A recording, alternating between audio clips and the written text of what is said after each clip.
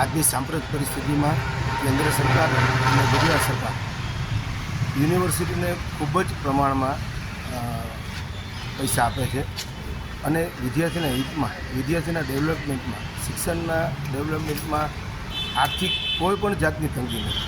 આવી પરિસ્થિતિમાં યુનિવર્સિટીના કુલપતિઓ સારી રીતે વિદ્યાર્થીનું ડેવલપમેન્ટ માટે, સંશોધન માટે ખૂબ આગળ આવી અને સારી કામગીરી કરવી જોઈએ.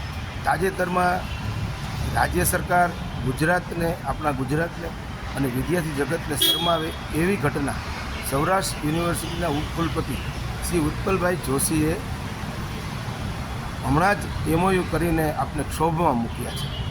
જેમણે વિશ્વની અંદર ગણિકાઓનો દેશ કહેવાય કે જ્યાં શિક્ષણ સાથે કોઈ લેવા દેવા નથી, એવા ગોવા ખાતે યુનિવર્સિટીના કેમ્પસમાં નહીં પણ ગોવા ખાતે થાઈલેન્ડ સાથેના MOU કર્યા આપણા વિદ્યાર્થીઓ.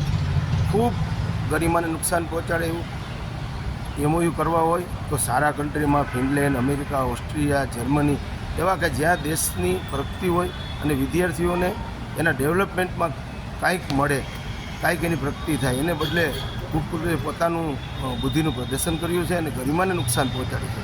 રાજ્ય સરકારને વિનંતી છે તાત્કાલિક સારા વાઇસ ચાન્સલરને મૂકી અને આને પરત બોલાવી લેવા છે.